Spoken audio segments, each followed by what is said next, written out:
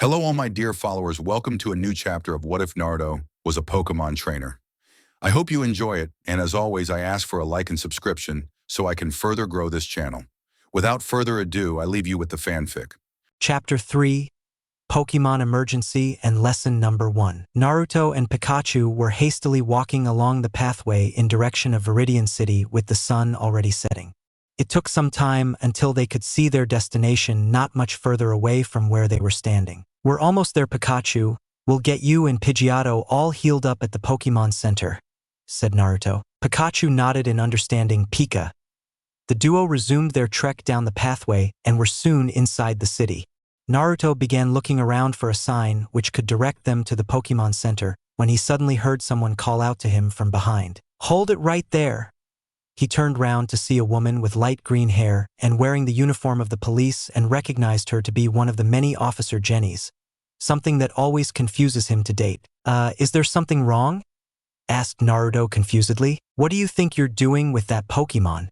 Officer Jenny asked while looking at Pikachu. "I'm taking Pikachu to the Pokemon Center for healing," Naruto replied. "Do you have any proof that the Pikachu belongs to you?" "Of course I do." Naruto reached into his jacket and brought out the Pokédex. "Here?" Then flipped it open to display his ID as a mechanical voice spoke up. "My name is Dexter. I was given and registered to Naruto Uzumaki Namikaze Ketchum from Pallet Town by Professor Samuel Oak. I cannot be replaced when lost or destroyed. I guess you check out. I apologize for delaying you. Lately there have been suspected rumors of Pokemon thieves roving about, so I suggest you exercise caution," said Officer Jenny. "It's okay, and thanks for telling us about it." Naruto nodded in understanding. "If you're looking for the Pokemon Center, then it's straight down that street over there. Thanks very much, Pikachu." Naruto bid the policewoman farewell and began following the direction to him. They soon arrived at a large building with a large P at the top. The duo went inside through the entrance and approached the front desk where a pink-haired nurse stood behind it, recognizing her to be Nurse Joy. "Hello and welcome to the Pokemon Center. How may I help you?" said Nurse Joy in greeting. "Good evening. I wish for my Pokemon to be healed," said Naruto. Then he took out a Pokemon while Pikachu hopped off his shoulder onto the desk after handing over the hat to him. "Very well then, leave it to me." Nurse Joy took Pikachu and the Pokeball, then went into another room. Might as well contact Mom and the Professor since I'm here now." Naruto approached one of the video phones and dialed in his mother's phone number while holding the receiver to his ear. He didn't wait too long as a familiar voice was heard. "Hello, this is Ketchum Residence," said Delia. "Hey Mom, it's me." Naruto chuckled when he heard her squeal. Then the video screen lit up to display her in her bathing robe, which he figured that she just came out of the bathroom. "Hi honey, I was wondering when you would call me." "Where are you right now?" asked Delia happily. "I'm calling from the Pokemon Center at Viridian City," said Naruto. "That's amazing. I remember that it took about 5 days for a friend of mine to reach there. You sure are fast. So how was your first day as a trainer?" "It was a smooth start at first, but things went a bit south when Pikachu and I got attacked by a flock of wild Spearow, but things turned out okay," said Naruto, not wanting to go into too much detail concerning the power he has recently awakened. "That must have been a terrible ordeal for the two of you, but I'm glad that everything is all right now." "Me too. This is just your first day of being a Pokemon trainer. There's a lot more for you to learn, but know that I will always believe in you." Naruto smiled warmly at that. "Thanks, Mom. I won't let you down. Oh, and don't forget to change your underwear too." "Geez, Mom, I know that already. I'll call again when I arrive at the next city," said Naruto, saying his goodbyes before ending the call now to call the dash. He was called out from behind again. "I was wondering when you would show up," a female voice spoke up. Naruto turned around to see a girl wearing a white hat with a pink Pokeball logo, a sleeveless teal shirt, a pair of black sweatbands on her hands.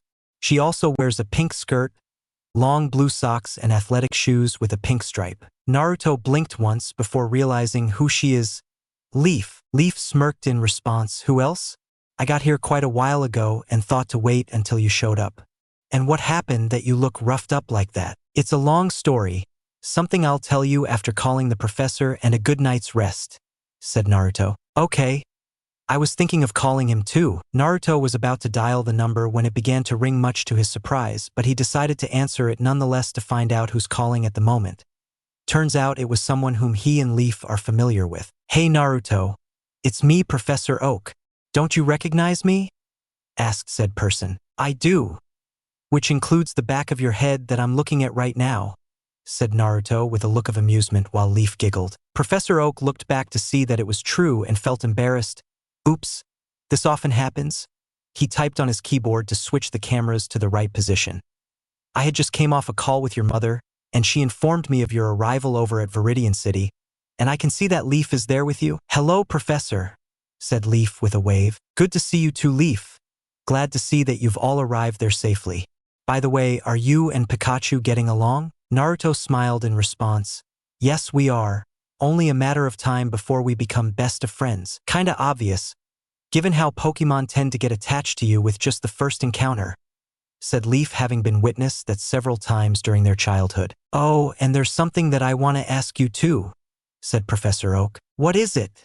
asked Naruto curiously. "You see, Gary had made a bet with me that you two wouldn't be able to catch a Pokemon by the time you reach Viridian City, with the winner getting 100 Poke Dollars from the loser each." Naruto and Leaf looked at each other and smirked with glee before turning to respond to the professor.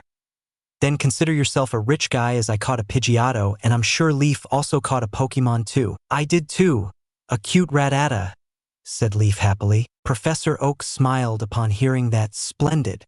I'll be sure to send half of the money to your trainer accounts. By the way, Professor, Pikachu and I saw a Pokemon which my Pokédex couldn't identify," said Naruto, recalling the memory of seeing the bird-like Pokemon. "Really? A Pokemon which the Pokédex couldn't identify? I wonder what it is," said Leaf. "Perhaps it is a Pokemon which doesn't originate from the Kanto region. Perhaps it was migrating," said Professor Oak. "I guess so. It looked so regal and majestic when I saw it," said Naruto. Then he heard a chime. "I gotta go now, we can talk more later." "Very well then. I wish you two all the best on your journey and hope to hear from you soon," said Professor Oak fondly before ending the call. Naruto and Leaf made their way over to the main counter where Nurse Joy and Chansey. Pikachu happily hopped off to land on Naruto's shoulder and rubbed his cheeks against the blonde's, then putting on his hat, and Nurse Joy held out the Pokeball to him. "Your Pokemon are back to full health," said Nurse Joy politely. Naruto received the Pokeball with a smile. "Thank you, Nurse Joy. So I guess this little cutie is your starter," said Leaf while looking at Pikachu. Pikachu titled his head in curiosity. "I would like for you to meet Leaf Green. She's a childhood friend of mine from Pallet Town," said Naruto. Getting a nod of understanding from the electric type, then he turned towards Leaf. "I'll be going to change and rest in my room. We'll meet up in the morning." "Okay, Naruto, see you later," said Leaf. Naruto nodded in affirmation before leaving the lobby as he went upstairs and into a room provided for him. He went to take a bath while Pikachu waited on the bed until he was done and came out while dressed in orange t-shirt and gray shorts. Naruto sat on the bed and thought back on what happened today when he suddenly recalled something. "Oh right, Kuro said that he left something in my backpack." Naruto reached into the backpack to take out a brown journal along with a red bracelet, a card holster containing a couple of blank cards, and a letter attached. He decided to read the letter first and so opened the envelope to do so. "Yo Naruto, now that you're cooled down and all with your Pokemon, I'd like to give you the basics of what it means to be an Aura Guardian. First and foremost is that an Aura Guardian is meant to protect both humans and Pokemon whilst detaining oppressors. They also don't kill unless under extreme circumstances, which I hope will never happen to you. Next is that being an Aura Guardian holds a lot of street cred, as even wild Pokemon would be more cooperative. I'd like to talk more, but the rest of the info is in the journal along with a training program. Another thing though, try to make sure that fewer people know of your aura powers so that your loved ones won't get caught in the crossfire, like donning a disguise or something. Okay. The gears given to you are non-lethal, but it doesn't mean that it won't hurt. Gotta make the bad guys think twice, plus enforce the no-killing rule so you won't have to worry when using them to their full power. We'll definitely be bumping into each other from time to time, and we could spar to see how strong you are. Your buddy, Kuro. P.S. You would get a little headache from the info dump. I cast it on the bracelet once you put it on and would never come off. A headache, huh? Naruto looked at the bracelet with mild hesitance while Pikachu watched with concern. Pikapi? Asked Pikachu. Well, I would have to put it on eventually, so I might as well get on with it. Naruto picked up the bracelet and slipped it through to his wrist.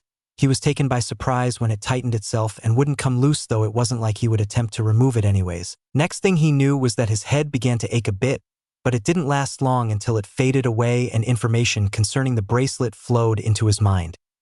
Whoa, that's pretty cool. Can't wait to try it out. Pikachu? Pikachu asked to see if he was doing okay. I'm fine, buddy. It wasn't as bad as we thought it would be. Now let's check out the journal before going to bed. He reached for the book but was then startled when an alarm blared and he heard Officer Jenny's voice through a loudspeaker in a frantic tone. Attention! We have signs of Pokemon thieves in the city. Please be on the lookout and be extremely cautious. Naruto shot up from his bed upon hearing that Pokemon thieves? That probably means that they're coming here. He went to put on some clothes, then strapped the card holster and Pokeball belt on. Come on, Pikachu! Pika! Pikachu climbed onto Naruto's as he ran out of the room and down to the lobby where he saw Nurse Joy and Leaf already there. He was about to call out to them when something crashed through the glass ceiling and fell onto, revealing two Pokeballs, which opened up to reveal two Pokemon before them, which Naruto swiftly identified them to be a Coughing and an Ekans as the former unleashed a cloud of smoke. What going on? Asked Leaf in a mild panic. Prepare for trouble. A female voice spoke up. And make it double. Then a male voice followed up. To protect the world from devastation. To unite all people from within our nation. To denounce the evils of truth and love. To extend our reach to the stars above. Jessie. A woman with long red hair curled at the end, wearing a short black shirt that exposes her midriff under a white high-collared sleeved shirt emblazoned with a large red R. A white miniskirt, black leg-length boots, and long black arm sleeves appeared. James. A man with shoulder-length periwinkle hair wearing a white long-sleeved shirt with a large red R on it. Black short-sleeved undershirt with white pants with a purple belt on his waist and black boots and matching gloves stood next to the woman with a rose in hand. Team Rocket blast off to the speed of light. Surrender now or prepare to fight. Then a Pokemon identified as a Meowth landed before them and actually spoke. Meowth. That's right, Team Rocket. Aren't they the Pokemon thieves we've been hearing about on TV? Asked Leaf warily. Judging from the motto, that means that they are. Naruto glared at the trio along with Pikachu sparking electricity from his cheeks. Jessie smiled arrogantly. Good to know that we're well known around here. Expect no less from Team Rocket. And now we'll be taking all of the Pokemon from here, said James. So start forking them over or there'll be problems, said Meowth. Naruto and the others were still finding it hard to believe that the cat Pokemon is talking. Well, you're in the wrong place. This is a place for weak and sick Pokemon, said Nurse Joy. Jessie scoffed in response. Maybe so, but there are bound to be some rare Pokemon for us to help ourselves to. Naruto took a step forward. And you think that we would just let you by? Of course, we'll just crush you and be on our way. Go Ekans! At her command, the snake Pokemon lunged at the target. Intercept with Thundershock, Pikachu. Naruto quickly called out. Pikachu leapt off his shoulder and launched a blast of electricity which shocked Ekans and sent it reeling back in pain. Quick, this way. Nurse Joy called out to Leaf and Naruto for them to follow, which they did. Naruto saw that the Rocket Trio were about to follow them when he noticed a fire extinguisher hanging off the wall. He quickly picked it up and aimed the nozzle towards them before spraying them with foam before tossing it aside and going after the others into a room containing shelves of Pokeballs before locking the door when the lights suddenly went out. What just happened? Asked Leaf. Nurse Joy replied, Team Rocket must have cut the power to the building. But luckily we have Pika Power. Pika Power? Asked Naruto confusedly. Suddenly the power came back on, then he looked to the side to see many Pikachu running along a large circular wheel while constantly discharging electricity to power up the Pokemon Center. Wow, that's oddly convenient. Nurse Joy quickly made her way over to a computer and began typing rapidly on the keyboard. We have to get the Pokeballs over to the Pokemon Center at Pewter City to protect them. A mechanical arm began picking the Pokeballs one by one and placing on the teleporter to be transported. That thing's too slow. Team Rocket will be here anytime soon, said Naruto urgently. At that moment, the door was broken down by Coughing, which also knocked the Pokeballs off the shelves as well, and Team Rocket walked with smirks on their faces. Just give already. There's no way you can beat us, said Meowth. You should give up on me giving up. Let's go, Pikachu, said Naruto determinedly. Pikachu stood before him ready for battle. Leaf stood next to him with a pokeball in hand. I'm helping too. Help us out, Bulbasaur. She threw the pokeball for it to open up as her starter appeared next to Pikachu and was just as ready. Use wrap on that little rat. Ekans, said Jessie. Ekans quickly slithered towards Pikachu to execute the move. Dodge by using agility and then use quick attack, said Naruto. Ekans began wounding around Pikachu, but he quickly evaded and then rammed strongly into the snake Pokemon's head before moving away. Coughing. Use tackle on that Pikachu. James called out for his Pokemon to attack. We won't let you.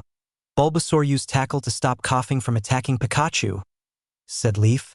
Bulbasaur lunged forward and slammed into coughing and was able to knock it out of the way. Thanks, Leaf. Now use Thundershock on coughing Pikachu, said Naruto. Pikachu fired another blast to zap coughing. What are you doing, Ekans?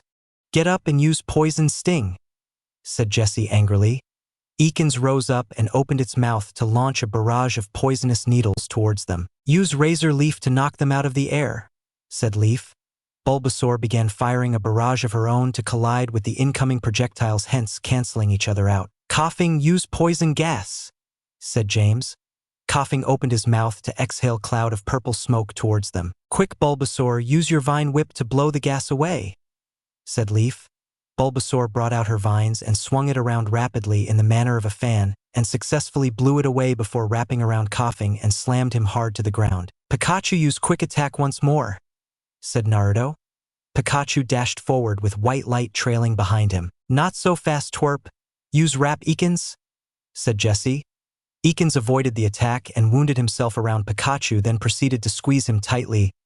Got your little rat now? I don't think so. Use Thundershock to break free. Pikachu managed to hear Naruto and unleashed electricity from his body, hence electrifying Ekans to the point of making him faint. All right, way to go, buddy, Pikachu. Pikachu nodded in satisfaction of defeating his opponent. Meowth stepped forward with a frown. You're gonna pay for that, your cat food. He lunged at them with his claws bared but got blown back when Pikachu zapped him with another Thundershock, but Naruto could see that he was already getting tired. There's gotta be a way to take them out, said Naruto. Then he noticed the bracelet beginning to glow before transforming in a high-tech gauntlet-like device, and referred to the gauntlet from Bakugan nu Vestroya, which covered his entire forearm. Then a card shot out of the holster for him to catch and see that it was the Pikachu card. He looked confused at first before getting the idea of what he is to do. Okay then, time to finish this, Pikachu. Pika, said Pikachu. Naruto, what are you going to do? Asked Leaf. I don't know, but it's going to be mind-blowing. The gauntlet opened up to reveal a slot which Naruto slid the card inside before closing. Then a voice spoke up. Attack mode. Thundershock. Naruto felt his body become enshrouded in electricity, much to the shock on everyone around. It's over. Thundershock. He thrust a hand forward to launch a blast of electricity. Pikachu you. Pikachu quickly joined in with his own Thundershock.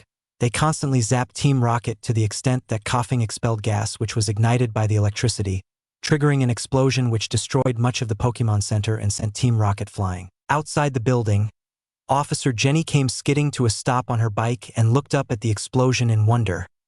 I didn't know that there was going to be firework. Elsewhere, Team Rocket were hanging on to a rope attached to a hot air balloon designed in resemblance of a giant Meowth's head, while covered in dirt and soot from having been shocked by Naruto and Pikachu. I can't believe those twerps beat us, said Jessie. That Pikachu was no joke, and the boy's device actually made him use a Pokemon's attack too. Meowth pointed out to the others. Then we should steal them and hand over to the boss, said James gleefully. No sooner he said that did their balloon suddenly pop a hole which sent flying out of control into the night sky. Looks like Team Rocket is blasting off, the trio called out before disappearing into the distance in a twinkle of a star. The next morning, Nurse Joy was sitting before a computer with Officer Jenny sitting next to her within what's left of the Pokemon Center, and was currently with her sister over at Pewter City. All of the Pokemon you have sent had been safely transported, said Nurse Joy's sister. That's a relief to hear. The kids that helped us are on their way there. Thanks very much, sis. Then she hung up on the call. I sure hope that they can make it safely through the Viridian Forest. No doubt they will. Those are different from the other trainers we have met so far, said Officer Jenny. In the Viridian Forest, Naruto, Pikachu, and Leaf were walking along the dirt path while having a conversation about everything that had occurred yesterday, which also included his meeting with Kuro as well. So that's what happened, though I never expected you to become an Aura Guardian, said Leaf after listening to what Naruto told her. But isn't it supposed to be a partial secret like you said? True, but I know I can trust you. We've never told anyone each other's secrets, and you're my childhood friend after all, said Naruto with a foxy grin. Oh, right. Thank you for trusting me, Naruto. Leaf looked away with a blush on her cheeks, touched at how much faith he has in her. But what about your mom and the professor? Aren't you going to tell them? I will, but I need to come into grasps with my role as an Aura Guardian before eventually telling them, said Naruto thoughtfully. Okay then. So what's your current plan in the meantime? I'll be doing some training with Pikachu and Pidgeotto while I do some training of my own, then resting a bit before going out to search for some Pokemon to catch, said Naruto. What about you? Leaf reached into her bag and took out a digital camera with a smile. I'll be taking some pictures of the scenery with some training here and there before meeting up with you. Okay, Leaf, but be careful around here. I heard there are swarms of beedrill here. I will. Leaf then walked away. Now then, let's find ourselves a small clearing, then we can begin with training. Pikachu! Pikachu looked ready to get a lot stronger. The duo walked further into the whilst making sure to avoid any beedrill territories till they found a small clearing which was good enough for their needs. Naruto then brought out Pidgeotto and introduced himself and Pikachu, with the bird Pokemon being quite friendly to them. Naruto took to running laps around the clearing with the Pokemon, with Pidgeotto running on her legs after he pointed out that there would be situations where she wouldn't be able to use them, while also to build up their stamina as well to last longer and their base speed and inclusion. Next, Naruto set up targets using wooden logs and stones for them to use their moves on them, saying that they need to completely master their moves before moving on to learning new techniques. He himself wasn't being idle either, as he took to doing push-ups between two-handed and one-handed, then sit-ups amongst others till he decided to rest a bit. Oh yeah, I still haven't read the journal yet. Naruto took the book out of the bag and began to read. According to the journal, there was a special clan of Aura Guardians known as the Kizuna clan, which means bonds. They were a different group of Aura Guardians that also travel around the world and perform good deeds for both humans and Pokemon. However, they draw strength from the bonds between them and their Pokemon to be able to perform feats far beyond anyone's imagination, whilst using the aura to augment their physical abilities. Each member of the Kizuna have a unique way of utilizing the power of bonds during their adventures. Some of the clan members utilized the power of such bonds in the form of cards, and there were 3 known to be absolute masters. First is Shinji Kido, who detests wars and saddens at the loss of life. His cards were based on the powers and abilities of dragon types. Second is Kazuma Kanzaki, an Aura Guardian who vowed to never let an innocent human or Pokemon feel pain if he could help it, which was what motivated him to fight against all odds. His cards are based on the basic abilities of various Pokemon, which he emulates to enhance his own. The third and final would be Tsukasa Kadoya, a seemingly arrogant man who always claims to be passing through whenever he was being asked, due to never staying in one place for too long, but he truly cares for the harmony between human and Pokemon, thus would fight fiercely to protect and maintain it. His cards emulate the attacks of Pokemon and capable of working in collaboration with them. These 3 were the strongest of the Kizuna clan during their time till they retired. Man, I got a lot to do to earn a place amongst the big greats. But it's going to be a long but fun road for me and the Pokemon before we get there. First things first, I need to gain proper access to my aura. Naruto flipped through the pages and saw the instructions, then he placed the journal aside and sat cross-legged on the ground with his eyes closed as he proceeded to meditate. As he searched within himself, he began to feel a sensation and searched calmly with it getting stronger till he finally grasped and let it flow through him. When he opened his eyes, Naruto saw that his body is covered with a blue cloak of aura, and it made him feel stronger and enhanced his senses. Wow, so this is my aura. I feel so much stronger and not even tired. He then noticed Pikachu curled up on his lap with a blissful look on his face, and Pidgeotto was nestled next to him, and they weren't the only ones, as he saw a Pokemon sitting on his shoulder which he identified to be a Caterpie. He recalled from the journal that aura tend to have a positive or negative effect on human and Pokemon, and guessed that was the reason why they were all so relaxed around him. Naruto reached over to pick the bug Pokemon from his shoulder and held it before him. The movement seemed to have roused Caterpie from its sleep as it looked up to him and tilted its head in curiosity. Looks like you found a good place to take a nap, eh? Asked Naruto. chuckling when he saw Caterpie wiggle around a bit in embarrassment. "It's all right. I don't really mind. I guess my aura had attracted you here." Caterpie nodded. It was crawling through the trees when it felt a nice and warm sensation, then followed it to him. It also saw Pikachu and Pidgeotto there too, but the feeling was so nice that it couldn't help but crawl over and fell asleep on his shoulder. Talking to him now assured it now that he is a very nice trainer. Maybe he could help it achieve its lifelong dream. "Say, Caterpie, I was wondering if you would like to be my Pokemon and come along? My dream is to be a Pokemon master, and I can help you to be the strongest as you can be while treating you with the utmost respect. What do you say?" asked Naruto. He needn't wait long as Caterpie was nodding its head eagerly. "Great, just give me a minute." Naruto took a Pokeball from his belt and activated it before tapping on Caterpie's head, sucking it inside and ding to confirm capture. "All right, Caterpie has been captured." Naruto's cheer roused Pikachu and Pidgeotto from their aura-induced sleep as they looked at Naruto in confusion as the former called out to him, Pikachu? I just caught a Pokemon which is a Caterpie while you two were asleep." Naruto snickered when they looked at him wide-eyed. "Can't blame you. My aura was that relaxing, huh, Pika?" Pikachu and Pidgeotto nodded in affirmation. When he began radiating his aura, they felt all of their aches from training fade away when they stayed close to him and are now feeling refreshed now they're awake. They were about to say more when their eyes suddenly narrowed and glanced to the side. Naruto would have said something as well, but he too sensed what they detected due to his newly awakened aura. Something emerged from a clump of bushes to their left, and it wasn't Leaf. Naruto's eyes widened upon what he was seeing before him. It is a green bipedal insectoid with cream accents between its three body segments. On the back of its somewhat reptilian head are 3 points and has narrow eyes. Its forearms consists of large white scythes. On its thighs are spikes of fur. And it has 3 clawed toes on its large feet. It also has 2 pairs of cream-colored wings extending from its back. Naruto took out his Pokédex to scan the Pokemon. Scyther, the mantis Pokemon. Its claws are sharp as swords, and it is a powerful flyer. This Pokemon is rarely seen by humans and almost never captured. A Scyther here in the Viridian Forest, that's pretty unusual despite this place being home to many bug-type Pokemon, said Naruto. He noticed the Scyther looking at him intently and took a step forward, making Pikachu and Pidgeotto step before their trainer to protect him. Scyther ignored the two and continued to stare at Naruto. Suddenly the bracelet transformed into its gauntlet form and a card shot out of the holster like before for Naruto to catch and look to see that it is a blank card, which then changed to illustrate the symbol of a sword. Not knowing what else to do at the moment, Naruto inserted the card into the gauntlet. Gear up. Aura Blader. Something then appeared in a flash of light which then faded to reveal a high-tech saber and refer to Blade Rouser from Kamen Rider Blade. In Naruto's hand, much to his surprise, he saw the Scyther stop and looked at Naruto and the blade before taking up a stance with its scythes raised before. It was then Naruto understood its intentions. "I get it now, you want to fight me instead," said Naruto. Scyther nodded in affirmation to his statement. "Then in that case, I'll take up your challenge." Pika Pikachu. Pikachu was in clear disagreement with Naruto and wanted to be the one to battle Scyther.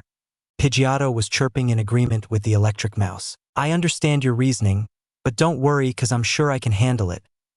The Pokemon still weren't and hesitantly stood back but ready to intervene when necessary. Naruto stepped forward and took a stance with the Aura Blader before him as he saw Scyther still keeping him within its sights. "Ready?" At his words, they dashed at each other and clashed in the middle. Both sides constantly clashed blades in attempts to gain dominance over the other.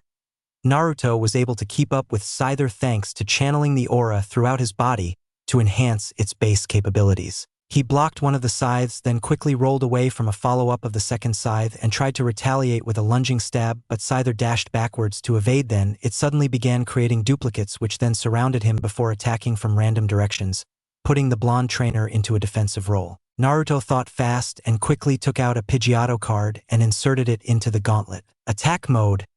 Quick attack. Naruto crouched slightly then dashed forward while leaving behind a trail of white light as he began slashing through each of the duplicates and forcefully dispelling them till he located the real one and struck out with a slash. Scyther quickly evaded with a quick attack, but Naruto maintained pursuit as they rapidly clashed with each other with great speed before being sent skidding away for a momentary rest, and the card was ejected from the gauntlet and he placed it back into the holster. Scyther, Scyther crossed its arms and spun around quickly, causing a light blue wind to swirl around it as the bug Pokemon opened its arms to launch a crescent-shaped shockwave towards Naruto, who quickly took out the Pikachu card and slotted it into the gauntlet. Support mode.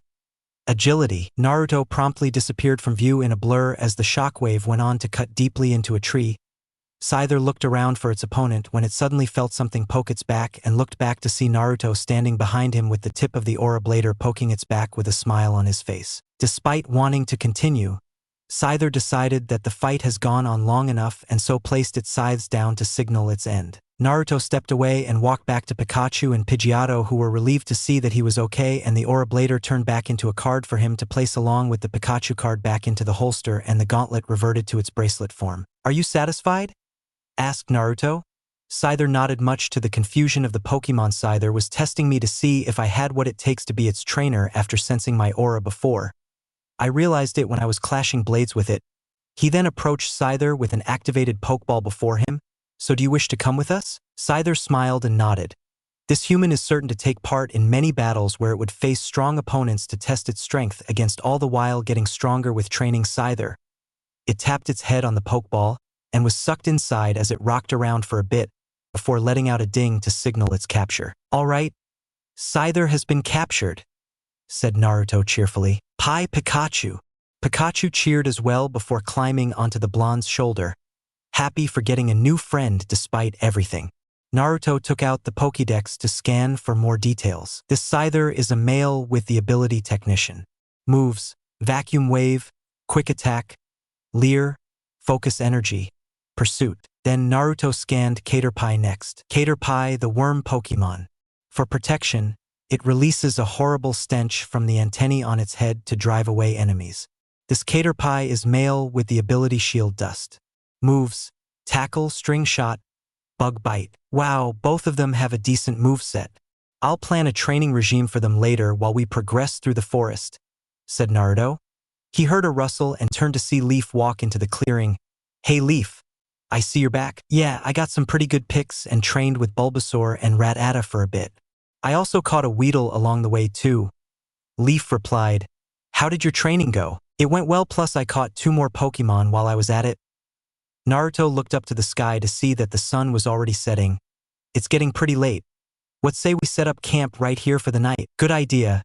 Plus I'm feeling a bit hungry, and so are the Pokemon," said Leaf. "All right then, let's get to it." Naruto went over to the bag and began taking out the camping set and told Pikachu and Pidgeotto to pick up some dried up sticks to use for the campfire. Leaf soon joined in to help. Chapter 4.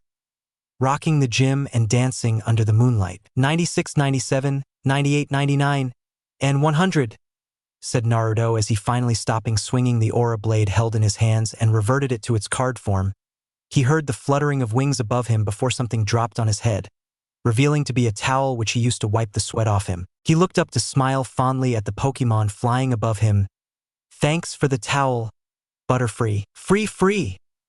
The bug/flying Pokemon chirped happily as he flew around Naruto, who suddenly felt a slight prick to the side and turned to smile sheepishly at the cause. "And good work to you too, Scyther. Don't think I had forgotten about you either," said Pokemon scoffed in response. Apparently he too had been practicing alongside the blonde trainer, who had noticed that the second bug Pokemon has an interest in swordplay, as he's always around whenever Naruto brings out the aura blade to engage him in a spar. "Let's head back into camp to meet up with Leaf and the others." Receiving nods of affirmation from the 2 bug Pokemon, Naruto finished drying up before taking his jacket, which he had hung from a low tree branch, to put it on before they began making their way back to the campsite. There he saw Leaf sitting on a tree log with a laptop on her lap and typing away, with Pikachu and Bulbasaur watching with curiosity. They heard footsteps and looked up to see who it is and perked up. "Pikapi!" Pikachu happily scampered over to plop himself on Naruto's shoulder, with the blonde fondly smiling at the lightning mouse. "Hey there, Pikachu." Naruto playfully flicked the brim of the mouse's hat. "Looks like you're done with your training," said Leaf. "Yeah, was doing some calisthenics with Scyther to stay in shape, especially we already had training on moves proficiency yesterday." "Yeah, I could see the results of the training whenever you battled those bug trainers here in the Viridian Forest," said Leaf as she recalled the looks of disbelief on the trainers.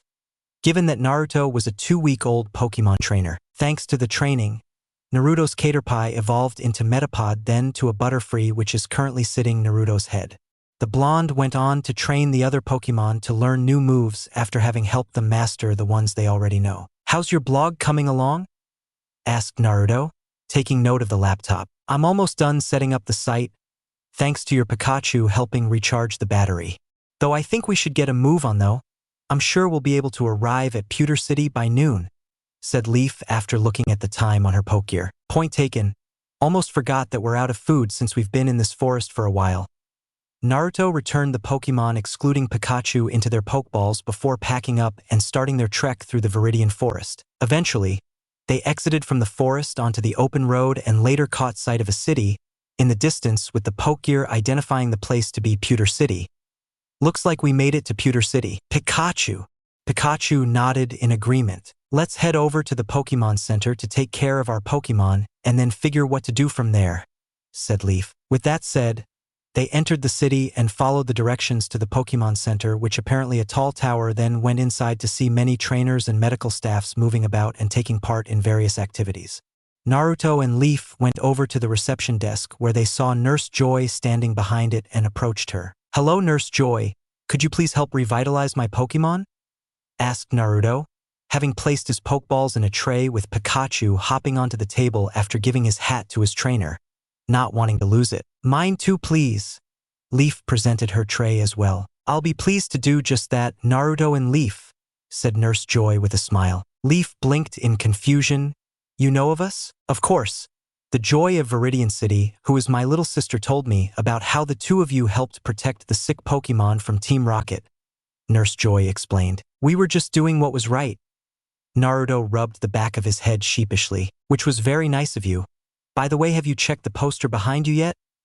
asked Joy before walking away to heal the Pokemon. "Poster?" Naruto turned around and saw said poster on the wall, then proceeded to read it. "The Pokemon League Regional Championship. One must attain a badge from a gym leader of a town or city through a Pokemon battle.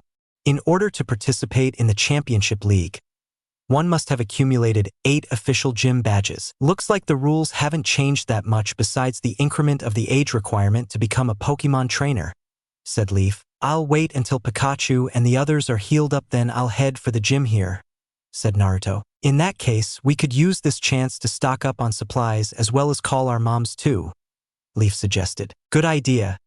Apparently the Pokemon Center also has a store inbuilt." After a phone call with their mothers, the duo went to the shop and restocked on potions, antidote, perilous heal, and awakening, besides food for the journey thanks to the money earned from winning the Pokemon battles against the trainers back in the Viridian Forest. They went to pick up their Pokemon afterwards. They were walking along the street when a passerby handing out brochures gave one to them before continuing on his way.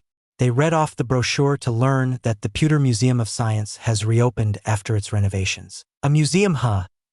Let's go check it out. This could help with my blog and we could learn a couple of things along the way," said Leaf thoughtfully. "You're on to something there, Leaf-chan. What do you think, Pikachu?" asked Naruto. Pikachu thought about it for a moment before nodding in agreement. "Pika Pikachu. In that case, let's go." The group followed the map printed on the brochure and soon arrived at their destination, paying an entry fee of 50 Pokedollars each sans Pikachu to enter. They marveled at the exhibits, which dated back to ancient times, with the skeletal models of Pokemon like Aerodactyl and Kabutops in display. Leaf was taking pictures and notes as they toured the place when they overheard 2 girls pass while gossiping about something. "Did you hear about Brock, the gym leader? He's an amazing trainer who overwhelms anyone that tries to challenge him," said the girl. "Amazing. Everyday trainers come to the Pewter City gym to challenge him," said the girl's friend in admiration. "The gym leader sounds strong. Are you up for it, Naruto?" asked Leaf with mild concern. "My Pokemon and I have trained hard. Battling Brock will tell us how far we're come and how long we have to go. I have confidence that we'll push through," said Naruto with determination. Pikachu felt the same way. "Then I'll be rooting for you all the way," said Leaf, getting the blonde to smile at her. They left the museum and followed the directions given to them till they arrived at the gym, which seemed to be rock-themed, before making their way inside through the large double doors. The interior was quite dark, which it hard for them to see. They hardly took more than 4 steps when a spotlight turned on at the far end of the room and shone down on someone. He is a young tan boy who's probably about 3 years older than Naruto with spiky black and distinguishable squinty eyes. He wears a green vest which has 4 large pockets on the front over an orange short-sleeved t-shirt, along with brown pants held up by a black belt with a gold rectangular buckle, had attached brown belt pockets on either side, and a pair of blue and white sneakers. "Who are you and what are you doing here?" asked the boy. "My name is Naruto U.N. Ketchum from Pallet Town, and I came here to challenge the gym leader to a battle to earn a badge. I take it that you're Brock then." Naruto introduced himself. "Is this your first match? For if it is, then it's far different from a regular Pokemon battle as there are special rules. Such an example being that we will use 2 Pokemon each, understood?" Brock explained. Naruto nodded in affirmation. "I understand well enough. How long have you been on your journey?" "About 2 weeks tops. Your Pikachu is still at its cutest stage." Pikachu blushed a bit at the gym leader's words. "It can't win." "Okay, now that soured his mood, I suggest you don't go assuming that you know me. I came into this gym while fully aware of what it means to challenge a gym leader," said Naruto with a frown. "Very well then, I have to answer to every challenge as a gym leader." Brock snapped his fingers as the walls opened up and 2 halves of a rock-themed arena slid into place in between Naruto and Brock, while Leaf climbed up to the stands to watch the forthcoming battle. Both took their places and brought their Pokeballs for battle. Music start. Pokemon Black 2, White 2 Super Music Complete OST. Battle. Gym Leader, Kanto. "Let the match begin. Go Geodude," Brock declared before throwing the Pokeball out into the field for it, to open up in a bright flash of light and reveal a gray boulder-like Pokemon with bulging rocky eyebrows, trapezoidal brown eyes, a wide mouth, and a pair of muscular arms with 5 fingers. Naruto threw his Pokeball into the field as well to reveal his Pokemon being Butterfree. Then he tightened his goggles with determination. "All right, Butterfree. Let's show them what we've got. Free!" Butterfree looked ever ready for battle. Brock corked an eyebrow at this. Using a bug/flying type against a rock/ground type is a rookie mistake. "Go Geodude. Use Tackle Attack." Geodude used its arms to launch itself towards Butterfree with great speed. "Butterfree, fly straight up to dodge and then use String Shot," Naruto quickly called out. Butterfree flapped his wings to quickly ascend to evade the incoming attack, then spewed out sticky silk to wrap around his target to restrain it. "That will not hold Geodude for long," said Brock as Geodude was already in the process of tearing the bindings free. "I know, but long enough to do this. Use Stun Spore Butterfree," said Naruto, surprising Brock with the bug Pokemon dispersing orange spores from his body onto Geodude, who began to spasm a bit afterwards. "Now use Tackle." Butterfree now took to ramming into Geodude repetitively with the rock Pokemon grunting at each impact. "What's going on? Tackle shouldn't be affecting Geodude this much as a normal type move," said Brock in confusion. "That would be because of my Butterfree's tinted lens ability, which enables him to use not very effective moves to deal regular damage. Part of the reason why I choose Butterfree for battle," Naruto explained. "So that's why, but I'm not done just yet. Geodude, use Rock Throw," Brock commanded. Geodude scooped up nearby rocks and flung them towards Butterfree. "Use Confusion to catch those rocks and send them right back, Butterfree," Naruto quickly reacted. Butterfree's eyes glowed with purple psychic energy. Then thrown rocks stopped in midair for a moment before flying straight back and pelting Geodude.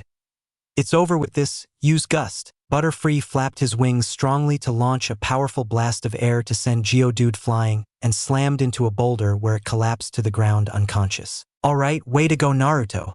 Leaf cheered happily at the blonde's victory when she heard a whine and looked to the side to see 10 young children and noticed that they all bore a strong resemblance to Brock. Could they be related to Brock? "Return Geodude." Brock recalled the defeated Pokemon back into its Pokeball. "You've certainly trained your Pokemon well, but let's see you can take on my last Pokemon.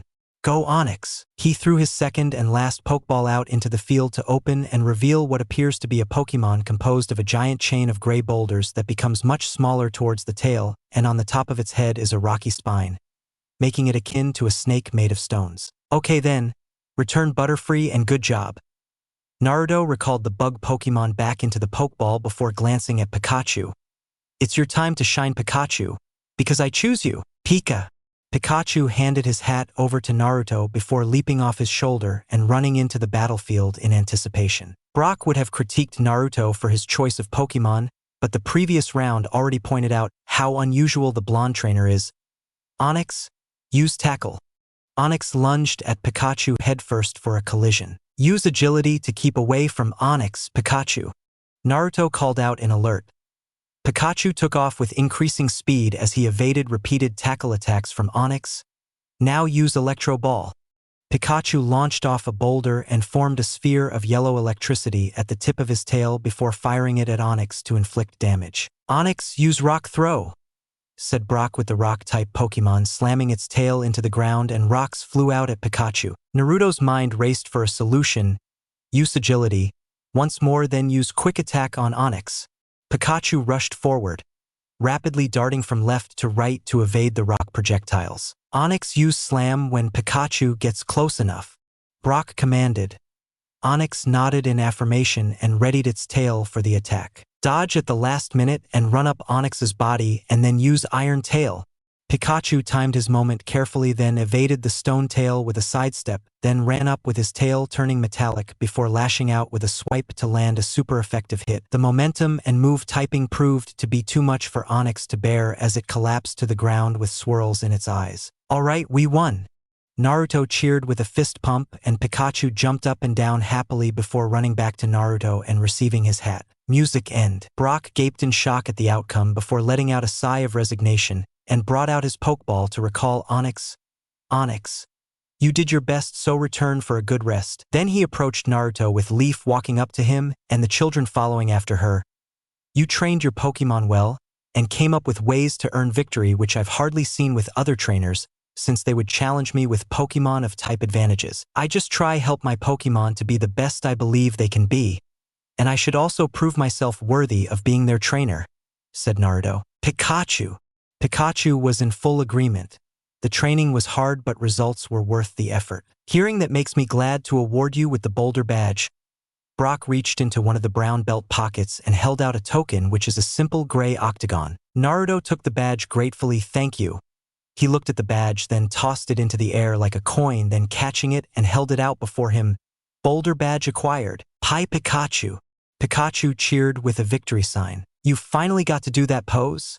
Said Leaf playfully, recalling Naruto wanting to do a pose to look cool after a gym battle and had been practicing it with a coin. That's pretty cool, said one of the children. Thanks. So who are you kids?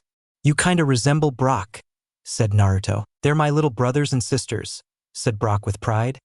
Naruto and Leaf looked at them and couldn't help but blush at how it happened given that they had been told about the Pidgey and the bead rill by their parents.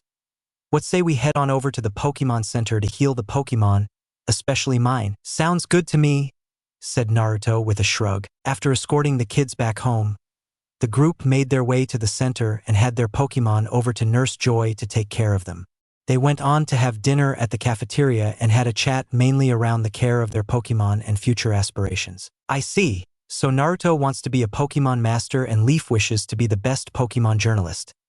Those are really admirable dreams, said Brock with a sad smile. To be honest with you too, it's actually my dream to become a top Pokemon breeder. But I had to take over the gym to support my brothers and sisters and make up for my absent parents. A Pokemon breeder. I get that feeling that you'll be really good at it, said Leaf thoughtfully. Yeah, we'll support your dream just like you support ours. You just need to hang in there and never give up on it, said Naruto. Brock smiled in appreciation. Thanks you guys. Unknown to the trio was that someone else was eavesdropping on them and looked down to the ground as if in shame before walking away. Later on, Naruto and Leaf were standing at the edge of the city, giving it one last look since it would be a long while till they passed through there once again. Well, time to get back on the road then, said Naruto. Yeah, according to Nurse Joy, the next gym is over at Cerulean City, said Leaf. They were just about to take a step when a voice called out to them. Hey, wait up! They turned to see Brock running up to them while carrying a large blue backpack with a bedroll scene strapped to it at the top until he finally caught up. Brock, what are you doing out here? Asked Leaf confusedly. It turns out that my dad has been around the whole time, but just that he was ashamed to show himself. He offered to watch over the kids, so I could fulfill my dream where he failed at his. So I hope that you two wouldn't mind if I join you on your journey, Brock explained. Naruto responded with a smile, no problems here. The more the merrier, as they always say. Thanks, guys, said Brock gratefully. Then he joined the duo to form a trio as they resumed the journey to their next destination. As of now, the group were currently hiking up a dirt pathway into direction towards a large mountain which is tall enough to be seen clearly all the way from Pallet Town, which Leaf was able to recall. You know, I'm wondering how MT Moon got its name. I thought it related to a lover's tale since it sounded so romantic, said Leaf. She took a glance at Naruto with a pink tinge on her cheeks. Not really. I heard people say that a huge meteor crashed into the mountain back during the prehistoric times. They called the meteor the Moonstone. I read about that. The Moonstone has the power to make certain Pokemon evolve, said Naruto. Help! A sudden scream interrupted the trio's conversation. They looked at each other, then ran quickly in direction of the scream. There they saw a man dressed as a professor curled up on the ground, and bat-like Pokemon were flying around him angrily. Naruto brought out his Pokédex to scan. Zubat, the bat Pokemon. Zubat avoids sunlight because exposure causes it to become unhealthy. During the daytime, it stays in caves or under the eaves of old houses, sleeping while hanging upside down. As much as I would like to wonder why they're doing the opposite, we need to help that man. Pikachu used Thundershock to scare the Zubat away, Naruto commanded. Pikachu immediately leapt off his head with cheeks sparking before unleashing a blast of electricity to make the Zubat fly back into the cave, leaving the man alone for them to check on. Are you okay, sir? Asked Leaf with concern. The man dusted off his clothes. I'm fine. Thank you very much, brave Pokemon trainers. I am in your debt. No need for that, we just did what anyone else would have done. My name is Naruto U.N. Ketchum, and this is my buddy Pikachu. She's Leaf and he's Brock. Naruto introduced himself and his friends. I am Seymour the scientist. It is an utmost pleasure to meet you all, said the now named Seymour. Same here, but could you tell us why the Zubat were attacking you in broad daylight? Asked Brock. I can do better and show you the reason. Follow me. Seymour walked into the cave the Zubat went through earlier with the others following him, only to be surprised to see that inside was lit up with electric-powered lights strung along the ceilings of the cave. What's with the lights? Asked Leaf. As you could see, somebody had strung these lights through the whole cave, but the Pokemon need the dark, and this rapid change in the environment is confusing them, Seymour explained. Which was probably why the Zubat left the cave and attacked you, said Brock thoughtfully. Seymour nodded, then gestured to the Pokemon residing in the cave. See there.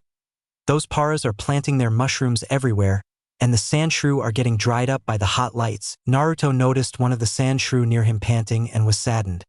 So he took out a bowl from his backpack and filled it with water from his canteen before placing close to the Pokemon, who wasted no time in drinking it all up. Leaf smiled fondly at the blonde's action before turning to speak to Seymour. Did you try to take the lights down? Asked Leaf. Seymour nodded in affirmation. Yes, I did, but the troublemakers kept replacing them. But what reason would they be here for? I fear it's because of the Moonstone. The Moonstone? We were just talking about it on our way here, said Brock. I believe so, for the Moonstone is so much more than what everyone knows. I always believed that Pokemon came from outer space and arrived here with the Moonstone as their spacecraft, and these greedy troublemakers want to steal it from the Pokemon for themselves. Sounds like an original theory, said Leaf with a sweat drop. Naruto listened in as he tended to the Sandshrew. Hope you're feeling better now. He gently patted the Sandshrew's head as it sighed in contentment. Then they heard yet another cry, and this one came from a Pokemon. Naruto shot up to his feet and ran down the tunnel with Pikachu following after him. Naruto, wait up! Leaf took off after with Brock and Seymour close behind. Naruto skidded around the corner and narrowed his eyes upon seeing Meowth from Team Rocket looming over a frightened Pokemon, which he identified to be a Clefairy quivering in fear with a stone shard held in its hands. Now fork over that Moonstone and no one gets hurt. Meowth was about to take another step when Naruto stood in between them and glared at the cat Pokemon with Leaf frowning, once she caught up with Naruto. You again, what are you doing here? Asked Leaf. A talking Meowth? Brock was rather surprised at a Pokemon capable of human speech. Don't bother. This Meowth is a member of Team Rocket and they're nothing but trouble. Then prepare for trouble. Jessie appeared next to Meowth with a pickaxe in hand. James soon joined while holding a shovel, and make it double to defend the W dash. Naruto stopped them. Okay, let me stop you right there. We already heard your dumb anthem once, and that is enough for us. Pika Pika. Pikachu crossed his arms and nodded in agreement, making the trio glare at them. I'll have you know that our motto is worth hearing, said Jessie in anger. About as worthwhile as a lame 10-second TV commercial. How about you get out of here before you cause any more problems? Leaf scoffed in response. Not until we acquire the Moonstone to power up our Pokemon, James retorted. Then we'll just force you out. Naruto took out Pokeball and readied it, then turned to Leaf. Get Clefairy and the professor to safety while Brock and I deal with these guys. Okay, Naruto. Be careful, you too. Leaf beckoned the Clefairy and Seymour to follow her out of the cave as Naruto and Brock faced Team Rocket. Ready or not, go Ekans/Coughing. Jessie and James threw their Pokeballs to call on their Pokemon. Let's go, Scyther. Naruto threw his Pokeball to call on the Mantis Pokemon who stood at the ready with his blades. Here we go. Brock threw his Pokeball to reveal a Zubat, mildly surprising Naruto. Since when did you catch a Zubat? Asked Naruto. It was right before we entered the cave. All right then, let's get down to business. Coughing, Smog Attack. James commanded with Coughing expelling dark gas from its body towards Scyther and Zubat. Scyther, flap your wings quickly to blow the smog away, then use a combo of Quick Attack and Slash. Naruto called out. Scyther complied and vibrated his wings to blow the smog back, then flew forward at high speed and slashed at Coughing with one of his blades. Ekans use Tackle on Zubat, said Jessie with Ekans lunging at Zubat. Zubat use Astonish and then use Wing Attack. Brock commanded. Zubat let out a loud screech which slammed into Ekans, stopping it before smacking the snake Pokemon away with its wings. Coughing used Sludge Attack on Scyther, said James. Coughing spewed a blob of toxic sludge at its target. Use Double Team and follow it up with Quick Attack. Naruto quickly reacted. Scyther immediately created copies of himself and hid amongst them with the Sludge Attack missing completely. Coughing looked around in confusion but was blindsided by the real Scyther's attack to be sent crashing into the cave wall and fainting. Jessie growled at this. This is not over. Ekans, use Rap. Zubat, use Supersonic. Zubat let out a screech which caused Ekans to begin moving around in a drunken manner, much to Jessie's chagrin, as it wasn't listening to her commands. Now finish it with Wing Attack. Zubat swooped it and struck Ekans with its wings to knock it out. Jessie and James recalled their Pokemon and ran away from victorious duo. Another score for the good guys, said Naruto, exchanging a high five with Brock. That's the power of teamwork, but I feel like we're missing something, said Brock. Now that you mention it, we forgot about Meowth. He must have snuck off after the others while we were battling. Then we gotta move now. Naruto and Pikachu and Brock ran out of the cave in the direction they saw Leaf and the others go through. They had just exited when they heard a scream and looked up to see Meowth flying in the opposite direction, and went on ahead to locate the group near a river to see a vindictive Leaf and her Rattata sitting next to her. I guess Meowth was in over his head. Leaf smiled smugly.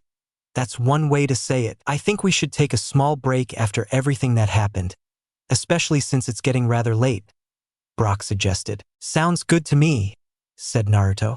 The group settled down for the meantime. Naruto reached into his bag and took out a container full of Pokemon food. Then he noticed that Brock also has Pokemon food with him as well. You make Pokemon food too? Yeah, it's my very own recipe which I've been constantly improving upon. I guess the same goes for you, said Brock, feeding a pellet to Zubat who was perched on his shoulder. Naruto was feeding Scyther as well. It's actually a recipe from my mom. She taught me how to cook since she herself runs a restaurant back home, so I received 2 cookbooks with one for humans and the other for Pokemon. Hope you don't mind if I took a look at them. No problem. Then the group heard a rumble from underground and something emerged, revealing it to be a Sandshrew, which then went over to Naruto and began nuzzle against him rather fondly. Leaf was confused at first but then had an idea of why. I think that's the same Sandshrew you gave water to, Naruto, said Leaf. Naruto looked at the Sandshrew who was nodding to the statement. I think you're right. I wonder what it's doing here? My guess is that it has taken a liking to you since you were so nice to it, said Brock thoughtfully. It goes to show how much of a kind Pokemon trainer you are, said Seymour. Scyther SCY. Scyther was in agreement. Naruto has shown to be strong and kind to himself and his fellow Pokemon. Well, this calls for a commemorative picture. Leaf reached into her backpack and took out a digital camera. Then she snapped a picture before noticing Pikachu sitting on a rock and having a conversation with the Clefairy. How cute. I'll take a picture of this too. How nice. It makes me wonder what it is they're talking about, said Seymour. Pikachu suddenly stood up and waved to them. Pikapi, what's up, Pikachu? Asked Naruto. Clefairy hopped off the stone and away with Pikachu pointing at the fairy Pokemon Pikachu. Then he followed after it. Seems like Clefairy wants to show us something since Pikachu's telling us to follow, said Naruto, packing up his things and returning Scyther into his Pokeball with the rest following suit, then going after the two Pokemon and Sandshrew stuck close to Naruto. The group made their way through the forested part of the area as the sun went down and the night began. They emerged into a small clearing to discover another cave with its entrance, hidden by vegetation, and went through it. They didn't walk for very long as they emerged in an open area where the full moon could be seen clearly above, and at the center is a large rock as black as the night sky with numerous smaller shards littered around it. It's the core of the moonstone, said Seymour in wonder. I never would have thought that I would see anything like this, said Brock. This is what it means to go on a Pokemon journey. Learn about things few would be lucky enough to by just staying at home, said Leaf, taking pictures with her camera. Hey guys, Clefairy is doing something, said Naruto. Everyone looked to see Clefairy place the stone shard amongst the others. The shards and the giant moonstone glowed in resonance. Soon they saw more Clefairy gather around the moonstone and began to dance around it. What do you suppose they're doing? Asked Brock curiously. Seymour thoughtfully came up with a theory. It seems to me like the Clefairy worshipped the moonstone like a deity, which would have to do with them collecting its shards which had broken off when it crashed into the mountain. And another evidence is that it's a full moon tonight. I'm guessing that Clefairy had invited us to watch the ceremony. Leaf realized what was going on now. Well, before we can enjoy the show, Pikachu, use Thunder Wave behind us? Said Naruto with a frown. Pikachu immediately spun around and fired jolts of electricity at the cave's exit. Jaya! There were screams and someone tumbled out to reveal to the group who were very familiar with. Team Rocket again? Said Brock in annoyance. I figured these three are too stubborn to call it quits, so I had to keep an eye out should they try to follow us since we were with Clefairy, said Naruto. But the truth of the matter was that he had been using his aura to sense his surroundings and noted that they were spying on them. How did you know? Jessie muttered through the paralysis. Naruto simply smiled. That's for me to know and for you never to find out. After tying Team Rocket up with ropes and put to sleep with Butterfree's sleep powder, the group sat down and watched as the Clefairy continued to dance around the giant moonstone. Then smaller shards hovered into the air and floated over to different Clefairy, who touched them delicately and lit up in a bright light before revealing themselves taller and changed. Naruto brought out his Pokédex to scan. Clefairy, the fairy Pokemon. The moonlight that it stores in the wings on its back apparently gives it the ability to float in midair. Clefable, the evolved form of Clefairy. Clefable moves by skipping lightly as if it were flying using its wings. Its bouncy step lets it even walk on water. It is known to take strolls on lakes on quiet, moonlit nights. And it also counts as a ritual for the moonstone chooses who will evolve and who won't. I am learning so much from this single encounter, said Seymour excitedly. Same here. I'm really glad that I joined up on this journey, said Brock. We all are, said Naruto with Pikachu curling up on his lap and falling asleep with the rest soon following suit. The next morning, everyone had woken up and went to rinse off back at the river before heading for the exit leading out of the mountain, not to mention that he had also called Officer Jenny to pick up Team Rocket as well. The Clefairy and Clefable had also come to see them off. Just this is it, Seymour, said Naruto. What will you be doing from here? Asked Leaf. Well, I'll be staying since it's been my lifelong dream to learn about them and the moonstone so that one day I'll be able to go to space with them, said Seymour. Be sure to send us a postcard when you do, said Brock with a smile. Naruto turned to leave when he felt something tug at the bottom of his pants with the same for Leaf's socks. Both looked down to see Sandshrew and Clefairy holding on, and that wasn't all as three Clefable approached with a moonstone each for Naruto, Brock and Leaf. Seems like they want to give those moonstones to you and those two want to come along. Normally I would be against capture, but they're the ones that made the choice, said Seymour. Then I can do nothing more than say thanks. Naruto took the moonstone and placed it in his backpack before turning to Sandshrew. and welcome to the team.